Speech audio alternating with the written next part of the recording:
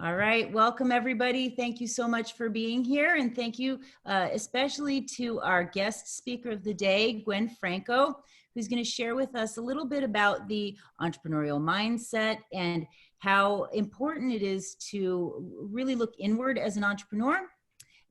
We are so lucky to have you here, Gwen. We're excited to hear from you. And with that, I'll just pass it on to you. So take it away, Gwen. Oh, and wait, before you take it away, stop. I wanted to say, I take that back. I wanted to let the audience know, if you do have any questions, if you could just put them in the chat for me. I will monitor that chat, and we'll have plenty of time at the end to answer all those questions. So now you can take it away, Gwen. Wonderful. Thank you so much. Hello, everyone. I am so excited to get to spend the next 45, 50 minutes with you, sharing and talking a little bit about knowing yourself as an entrepreneur, talking about the identity and kind of how that connects with emotional intelligence. I hope this time that we have together, I can provide you with some skill building, some knowledge, and insight to help you for wherever you are in this journey of being an entrepreneur and to help with the success of your startup.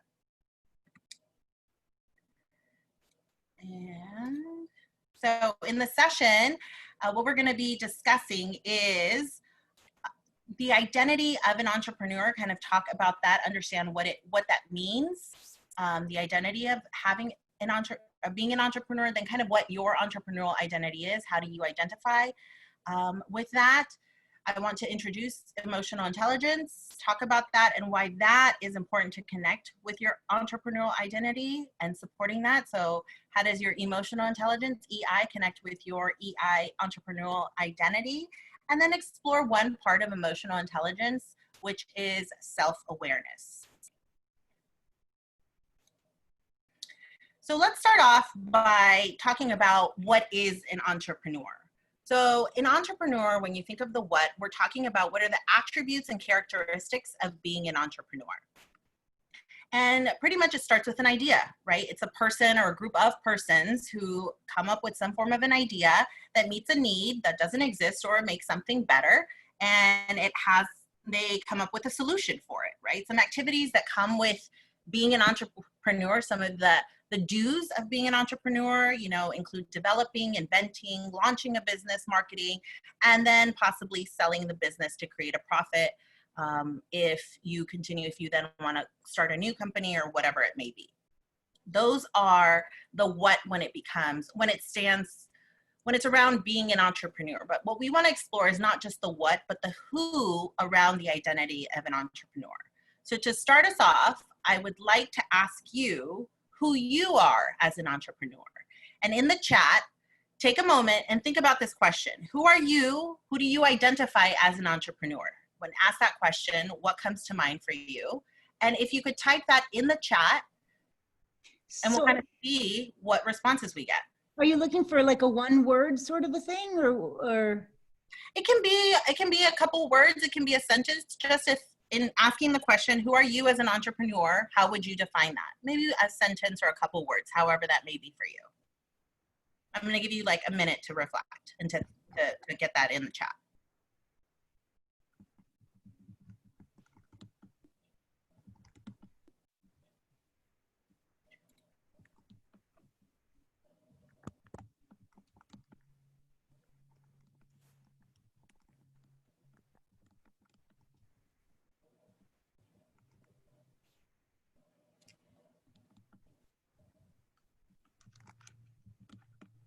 Okay, we have resilient, driven, creative, risk taker, system analyst, looking to provide a service for those who are looking to find their joy.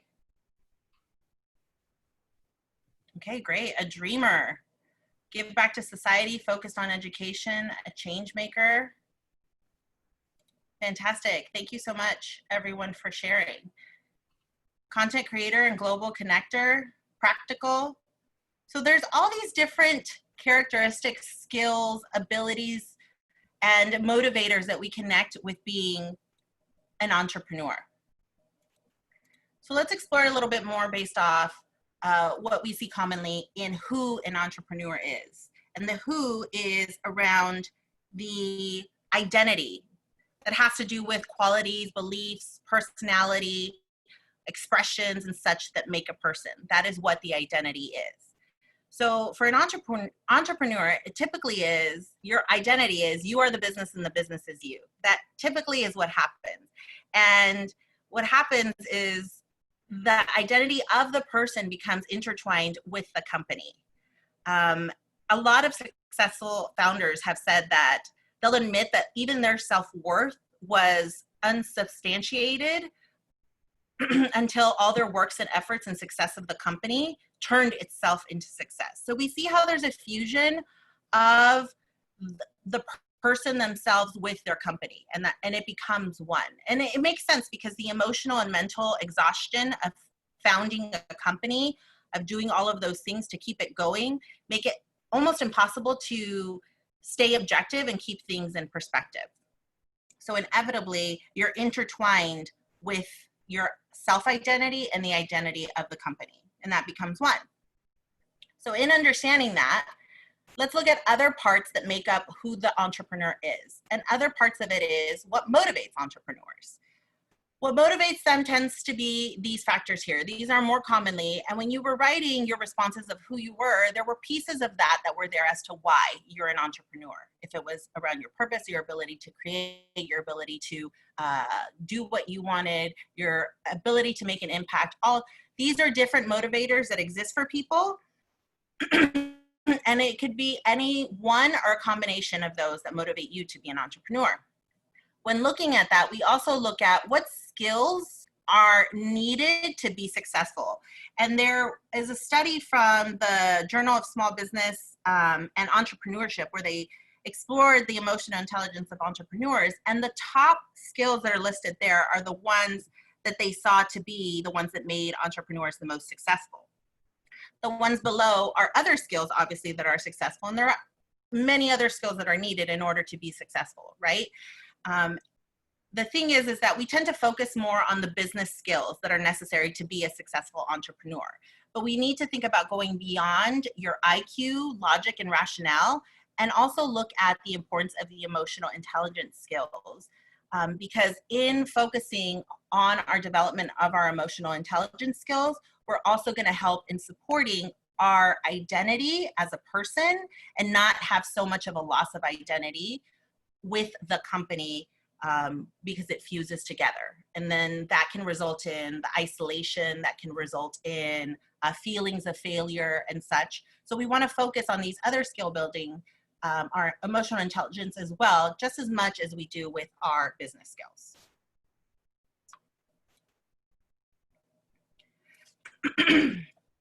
I really like this one because Ben Horowitz had this article which he talks about what's the most difficult skill for a CEO, and the most difficult skill is managing your own psychology.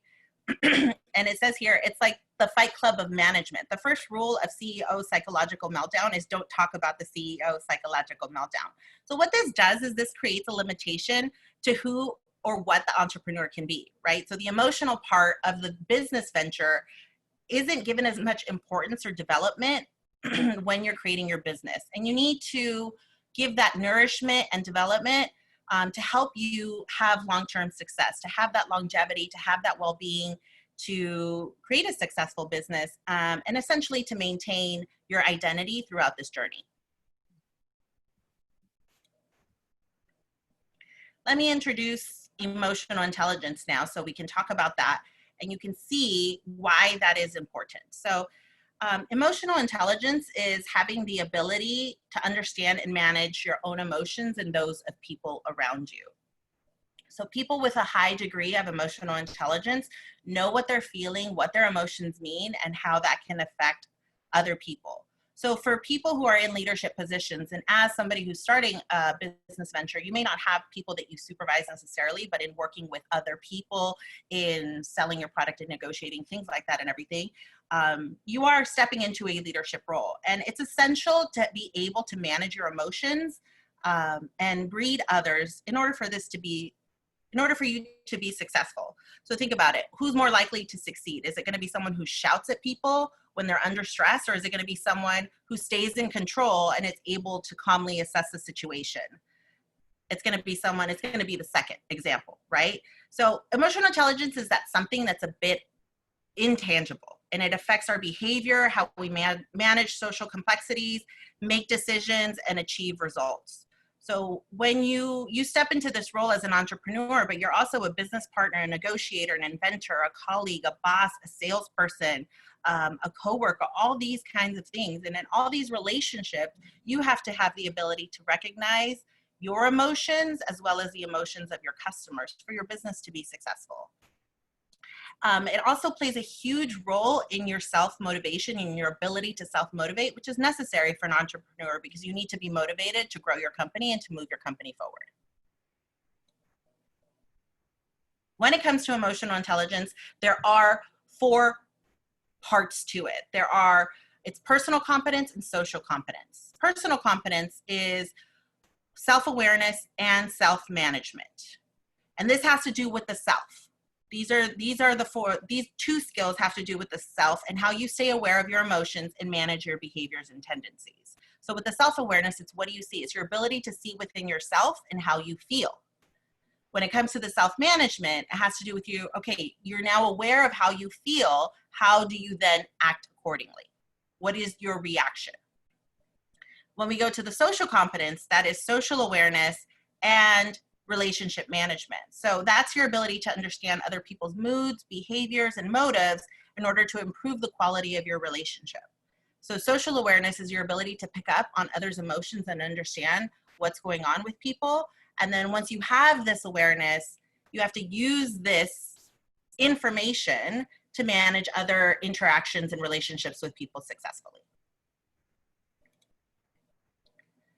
There was a study done by Talent Smart where they interviewed a lot of different leaders, a lot of people, to see what skills were needed to be successful and to be top performers. And 90% of top performers had very high emotional intelligence. And they said that it was the strongest driver in leadership and personal excellence.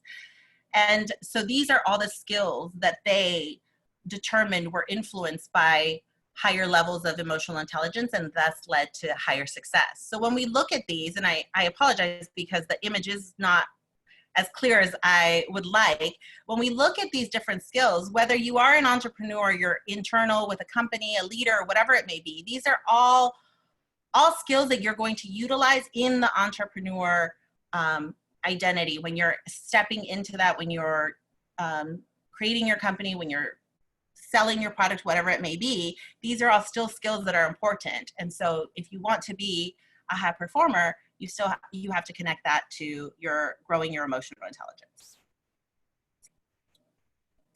All right, I'm now going to focus on just one part of emotional intelligence, which is self-awareness. And I really like this image of Homer Simpson here. We can see how this is an example of what low emotional intelligence when it comes to self-awareness is. And you can see here, he says he thinks that he was picked because of his motivational skills. Everyone says that they have to work a lot harder when they're around him. So he's not in tune, he's not self-aware, and that's a level of low self-awareness. When we go to Yoda from Star Wars, Yoda is very in tune with emotions. He's very in tune with others, how others around him, and then how emotions influence his behavior and the behavior around others. So we can see the big difference there. And when you're self-aware, you know how you feel and you understand more of your emotions of where they're coming from. And in that understanding, you're able to take more control of how your actions are from how you're feeling.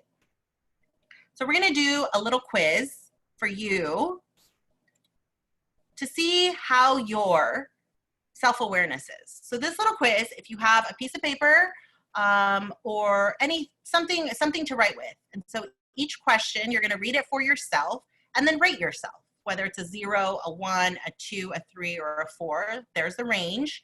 And I'm gonna give you a couple minutes. This is for yourself. Read each question and then rate it, and then add your total up at the end.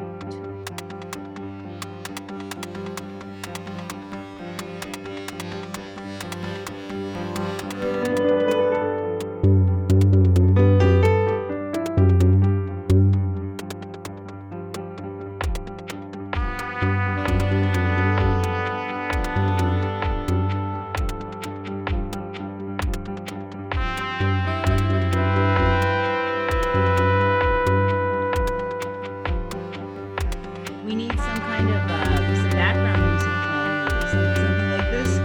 Something, right? Yeah. It is the Jeopardy song. Yeah, Jeopardy. Yeah, I think it is the Jeopardy song. I'm gonna give everybody another minute or two, and that should be. I'll put the music in post-production. Thanks, Tanya.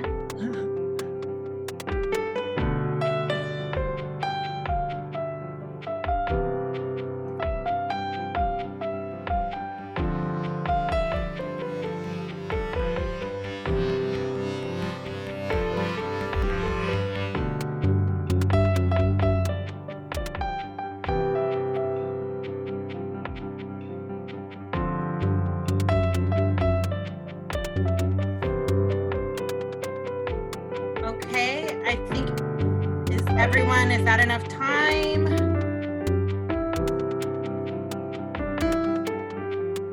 All right, I see some people. If you can give me a thumbs up if you're good.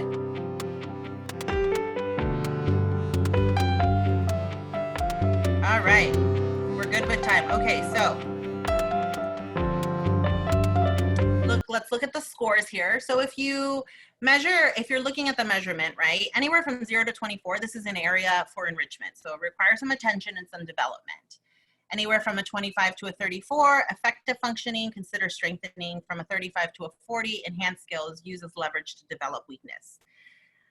Now, I do want to say that this is not, there are emotional intelligence assessments, certified ones and everything. This is simply a little questionnaire to provide you with some insight and kind of introduce you to exploring your self-awareness. Some of those questions, I'm not sure if you had asked those questions to yourself before or reflected on them, but it's nice to start that and to kind of get an idea. But there are assessments that are available for you to formally explore your self-awareness, and not just that, but the other 3 areas of your emotional intelligence. But that's a little bit of how the self-awareness would be when it comes to you taking an assessment. Another part of self-awareness that's really important is to know your triggers. And for that, I want to introduce the SCARF model. And the SCARF model is from David Rock. He created this in 2008, and it's based on how we interact socially. It's focused on how we seek things as a reward or view things as a threat. So let me talk a little bit about each one. And you can see how it's an acronym and each one stands for something. So status has to do with how relative importance to others. So what these triggers are is these are things that could possibly, you could view as a threat and then cause you to feel a certain emotion. So when it comes to status, it could be when somebody challenges your position. You challenges your abilities, your knowledge. Think about if your team loses or if you are wrong. Those are examples that could be a challenge of status. Certainty, it's the ability to know and predict the future. So not knowing expectations. So if something's unclear, if a hero fails, an economic downturn, change, unexpected change. Those are all possible triggers for certainty. Autonomy, being micromanaged, being told what to do, not having a choice, having to conform to norms. That could be a way that autonomy is triggered. And relatedness, meeting someone is a sense of safety with others. So meeting someone unknown. So think about if somebody comes around that's unknown. Feeling excluded or feeling isolated. Does that trigger in some way some form of an emotion that feels threatening? And fairness, fair exchanges between people. So there's a lack of ground rules. You're lied to. There's a lack of following values that are important to you or a sense of discrimination. So these are the ones that have been, per David Rock, that are commonly triggers for people when it comes to their that they feel a threat. So these are the different areas that people will feel threatened to, or they seek to be rewarded in these areas. So when you're subconsciously, your behavior is seeking to make these areas feel good. So I want you to think of a recent time when you were upset or frustrated. Think of some time in the last 1 to 2 weeks, and think about what triggers were activated by this scenario for you.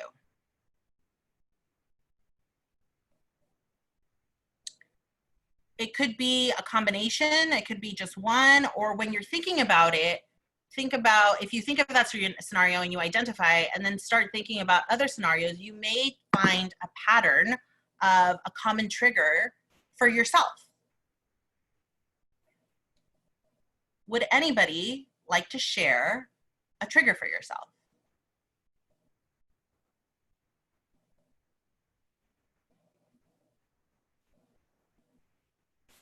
I'll do it. I'll share. Thanks, Karen. Thank you. For me, do you want me to just share the trigger? Sure, if you'd like to share, if you would like to share the trigger and or the scenario that goes with it, whatever you'd like to share. Sure. So recently, and this is applicable to business, I guess I'll just be transparent. My business partner, she ruined the partnership. Let's just put it that way. And for me, the trigger was definitely fairness, and I guess autonomy over the situation, not necessarily the person, but the way that the situation was out of my control. So those for me were big triggers. Yeah. Yeah, it sounds like fairness is definitely a part there in the autonomy. And that's good to know. When we start to notice what these triggers are for ourselves, then we can, in the moment when you feel upset, you can stop and see, okay, am I being triggered? Are one of my triggers being activated right now? And then think about, okay, if it is, or if it's not, am I perceiving it? Am I just perceiving it that way? Because like I said, it's something that we subconsciously do. So then you can behave accordingly instead of just reacting. So I don't know if you, Gwen, if you wanted me to share, there's a few more people that shared their triggers in the chat. Oh yeah, let's share. Yeah, so we see a couple people had said not being listened to. CJ and Christiana both, that was definitely a trigger for them. Valerie said that when people interrupt her for minor things that they can handle when she's deep in thought and in productivity. I know exactly what you mean, Valerie. Yeah. Absolutely. And I think with those, the not being listened to, I think that one sounds a little bit, there's an element of fairness there. I think because there's a respect factor, which I think is a value. Another may be a little bit of a status, like how can you not listen to me? Are you not valuing my intelligence, my opinion, my contribution, whatever it may be. So I think it can be a combination of both or more one than other. I will share that for mine, a trigger is autonomy. I very much like autonomy. And so if I have someone who would ask me, what are you working on? Sometimes that could trigger for me. And I'm like, why are you asking me what I'm working on? I can handle my work. I can do what I need to do. You don't have to question me. I'm perfectly capable or something, right? So it's you create the story in your head, and their question may have not even been with condescending or a way to challenge you, but rather it was just of interest, of conversation. So sometimes that's what happens, is that we create this narrative in our head because we are triggered. So that's why we want to know what our triggers are so that we have more control around that, our behavior from that. So Ray, telling me you're going to do something that you don't do, better to have told me you are going to do it. Yeah, I think that's ownership and integrity. And I think that could be a part of fairness there with the integrity, right, of taking ownership, over promising and under delivering. Yeah, absolutely. So we see that we all have different kinds of triggers, and we'll have at times, in different scenarios, all of them may play a role, or we may dip into all of them, but there may be one that shows up a little bit more. So in the self-awareness, you want to figure out which one it is for you. or which are your common ones, so that you can then understand if you are someone who is getting upset, if you do get easily agitated, if you blame others and such. It is about the self-awareness, about the self-reflection, so you can understand what's going on. Anybody else? Want to share anything, your triggers?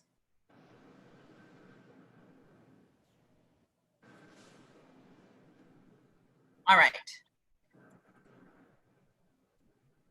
So just some final practices that exist to increase your self-awareness. And I just lightly introduced it because I wanted to introduce how you start self-awareness by asking yourself some questions and looking inwardly and understanding your emotional reaction to things. And one of the most common ones, like I said, is your triggers and understanding what your triggers are. But these are some practices that have been said to help in increasing your emotional intelligence, which is keeping an emotional journal, asking for input, asking others about how you react, what they notice about your behaviors, about your moods. That is because you cannot watch yourself. You are not fully aware of how you're behaving at all times. And sometimes the feedback that you get, hopefully you have people around you who are who respect you and care about you enough to give you some honest feedback, and you're willing to take that not personally, but with the intention to help make yourself a better person, ultimately a better entrepreneur, better business partner, negotiator, salesperson, whatever it may be. The other thing is to slow down and ask yourself why, because we go into autopilot and we're just acting accordingly. We're not even really aware sometimes of what we're doing, what we're saying, because we're, you know, especially when you're at the beginning of a startup and such, there's so much going on. It's so intense. And there isn't as much time to kind of slow down and understand the why behind certain things. You want to ask yourself how and what. Those are other parts to it. Very commonly, when it comes to self-awareness, we focus on asking ourselves the why, and the why is incredibly important. That's a huge part of understanding yourself. But the other part is how and the what. So, because if you focus too much on just the why, it can be a little bit and I want to say this word, deprecating. Yes, I think that's the word I want to say. But when we're looking at the how, we're understanding the scenario. We're understanding also, like, what did I want from that situation instead of why did I react that way? So you're looking at it from all angles so you can get the full perspective. Meditating, going on walks is another way that can help. The self-reflection. There are all sorts of different assessments that are available to assist in you understanding yourself and understanding why you behave the way that you do. And it's not just the emotional intelligence, but it's even knowing your strengths, knowing what are the things that you're good at, knowing what are areas that you could possibly improve. And so that then you're more understanding and give yourself more grace when you know, okay, that's not something that's necessarily my strength, and that's why I behave in that way. Let me lean into something that I'm better at. It's more of a strength for myself.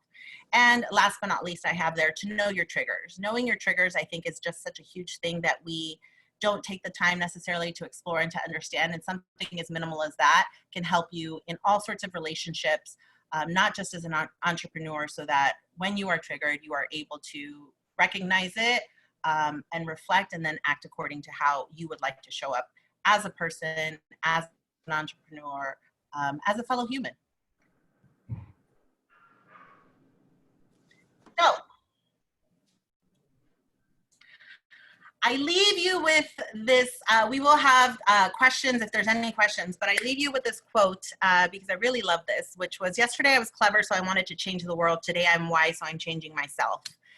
And this is a wonderful quote that I think really is something that we have to look at in our journey, in your journey. And that's why you are an entrepreneur.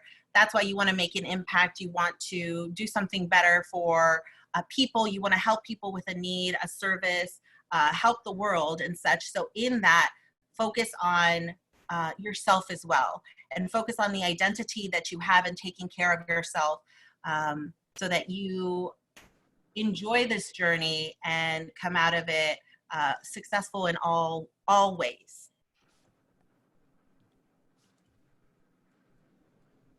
So if anybody has any questions, I'm here to respond.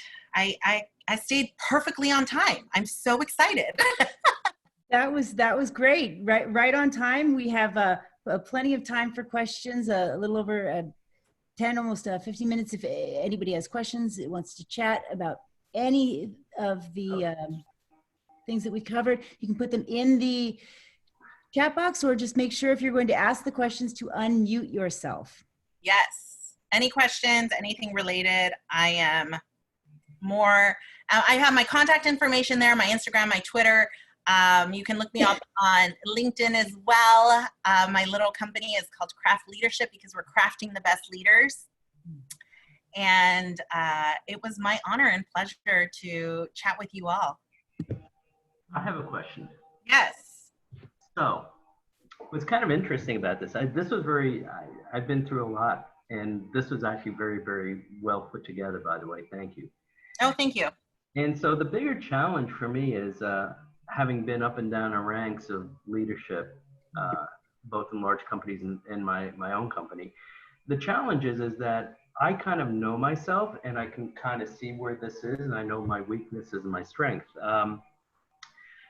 Is it better, and this is just philosophical, is it okay to have known what it is, you know, where you're weak and where your strengths are, and not to try and improve them because you know what they're going to be, and you may have spent a lifetime trying to improve them, and maybe you were unsuccessful. But the point is try to find others in your sphere that can help you in the spaces you may not be able to improve in or want to improve in, right? So it's just one of those areas of, I get where you're going at, which is very good introspection of who you are, right? But it's the next step then, you know, how do you use this type of deal? Yeah.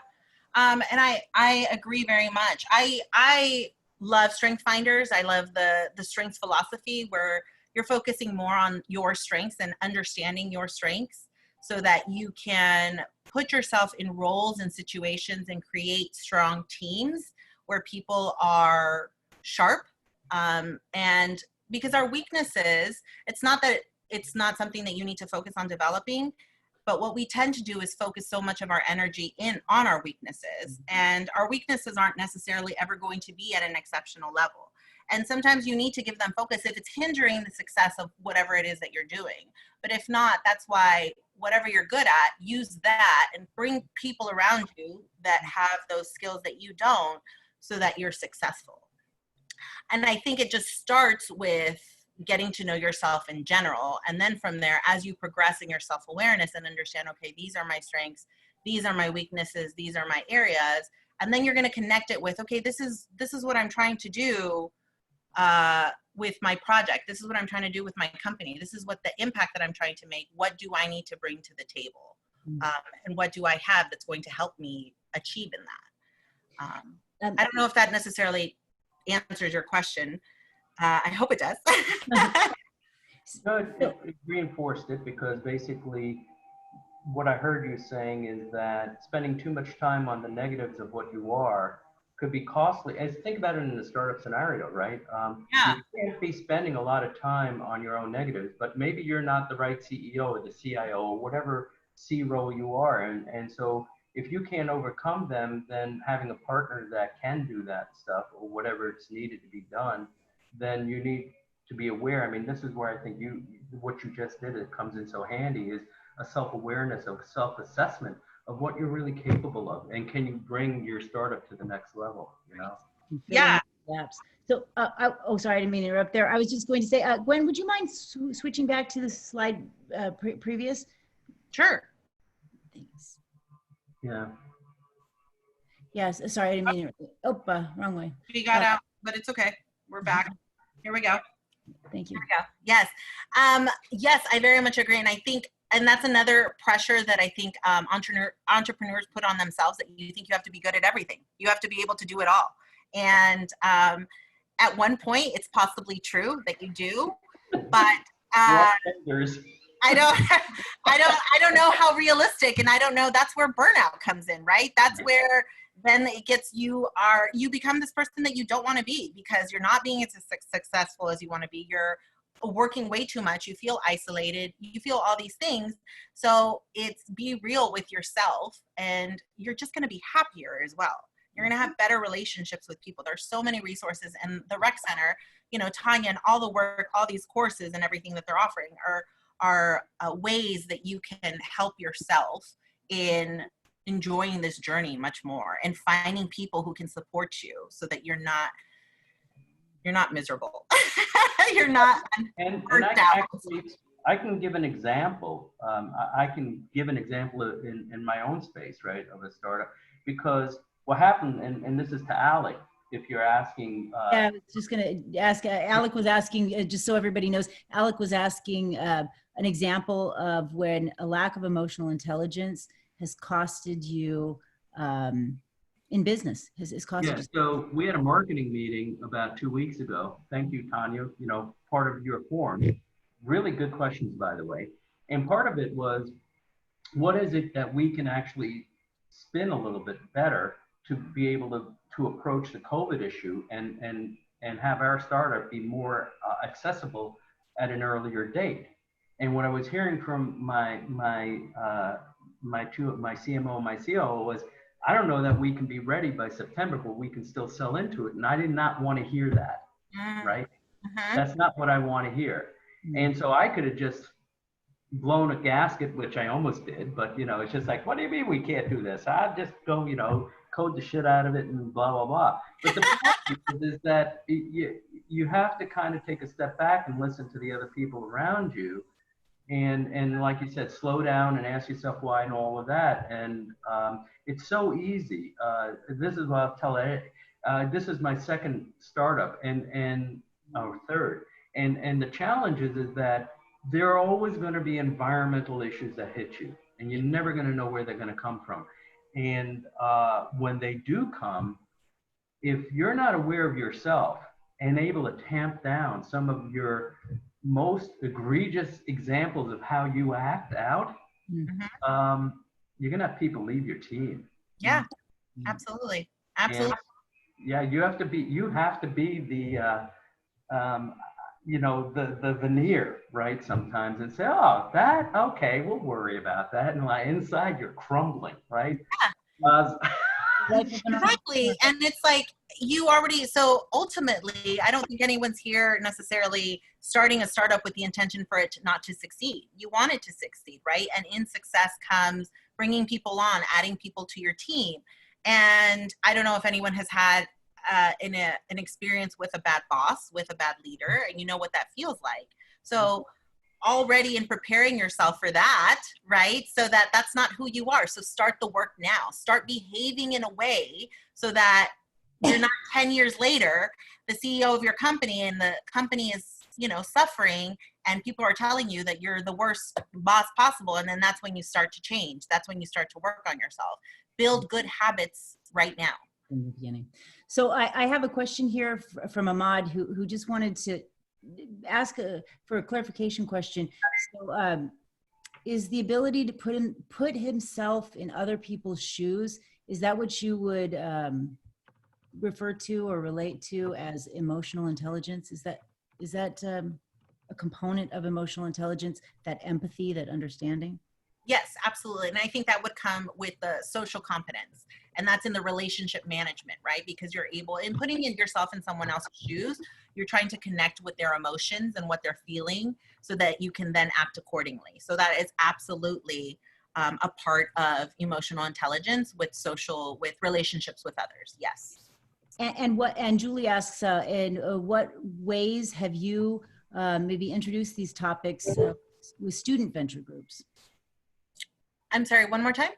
So Julie was asking, what are some of the ways that you've introduced some of these topics with student venture groups? Have you had any interactions with new ventures? No, this is actually my first time. Tanya I'm very fortunate that I met Tanya, and I spoke at her class at SDSU. Didn't speak necessarily about this, spoke about myself being an intrapreneur. And so this is my first time presenting this topic, really from my business, from craft leadership as a separate entity from being internal with Hyatt. And I can say, you know, for more than a decade of working with student venture groups and student entrepreneurs, that this comes up quite a bit.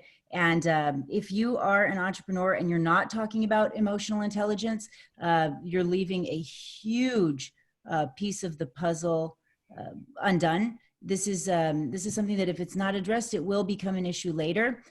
Stress and loneliness and you know, entrepreneurship is all about extremes, highs and lows. And if you don't learn to address it early on, you will have trouble. You'll have major trouble. And I've seen plenty of entrepreneur group teams crumble. I've seen plenty of businesses fail because of a lack of emotional intelligence. So any other questions, comments? We have 2 minutes left. Any questions, comments, concerns from the audience?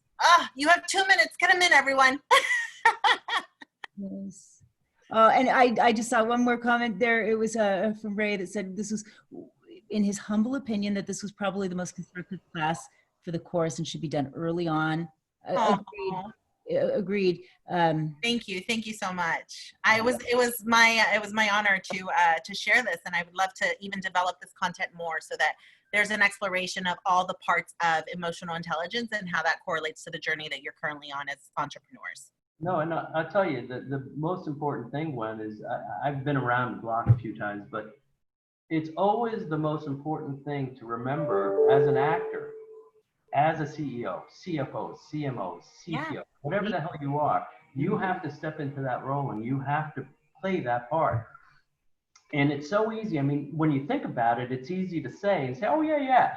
But the way you presented it, it reinforces everything you have to do because you want your business to succeed. And if you come off as paranoid or you too aggressive or too this or too that, you're gonna push people away. And the whole point to a startup is having people. I have to sell people on my vision and have them join me. Right. And so that's why I said to Tanya, man, do this up front in the course. So because we need to build, we need to bring people, we have to become evangelists for us. And you know, when we were originally planning this, right, Gwen, we had it all planned out. It was going to be right up front, and then we had COVID. So yes, next time around we'll get it right. There's one more. Yeah, there's one last question. It was from Kia, and I'm sorry, don't know this person, wants to know if you'll be, thank you, Kia, will be sharing your deck with everyone on the call, or if you, one thing I will say, Kia, is that I will make the video recording available. We always have the recordings available in our YouTube channel through the Rec Innovation Lab. Yes, and through so, Slack. Yeah, and you can go through Slack. Just go through our Slack channel. Absolutely. And I do not have a problem in sharing my deck. Absolutely. I will share that. And just a little side note. So I know Kia. We were talking about coffee, and she works for Blue Bottle Coffee. So she works for very, very good coffee. Awesome. I will be the judge of that.